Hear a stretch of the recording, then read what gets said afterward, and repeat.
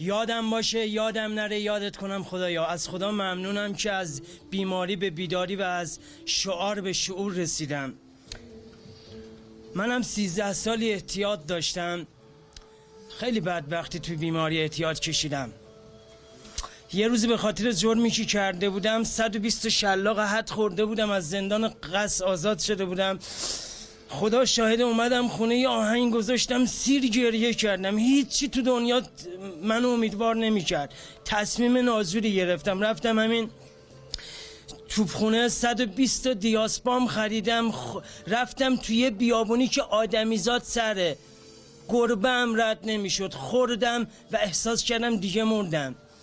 بعد 7 روز توی بیمارستان امام خمینی بخش طبی یکیش چشام وا شد، دیدم یه مرد سفید پوش داره جلوم گریه میکنه. دکتر معالجم بود. نمیدونم رو چه حسابی این حرف زد، ولی ایمان و اعتقاد و یقین و باور دارم روحانیت داشت. اون روز گریه کرد، گفت تو 120 دیاسپام خورده بودی، از نظر طبی تو باید میمردی 3 روز پیش. اگه احساس میکنم زنده موندی، احساس میکنم خدا با تو کاری داره و تو قراره تو زندگی آدمای زیادی نقش مثبتی ایفا کنی. من اون روز درک و فهم و شعور نداشتم، نفهمیدم اون مرد چی گفت.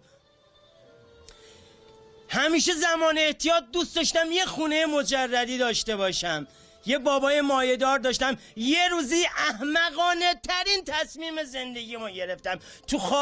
توی عروسی آبجیم جلوی 500 تا آدم بابامو یه جوری زدم ترکید که صدای شکستنش هنوز تو گوشم احساس میکنم.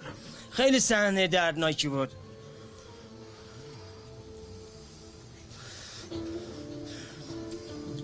اون شب چون شعور نداشتم خوابیدنی با عشق خوابیدم، چون به خواستم رسیده بودم. خدا پدرم جلوم تسلیم شده بود و یه اتاق مجردی بهم داده بود.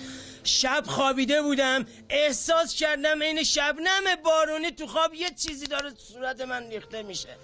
خودم رو هوشیار کردم، دیدم بابایی که زدم ترکوندم تو سیاهی شب داره گریه میکنه، میگه خدایا من نمیدونم چطوری، من عاجزم، من این بچه رو دوست دارم، من عاجزم، ولی تو یه کاری کن این بچه من احتیاطشو بذاری کنار.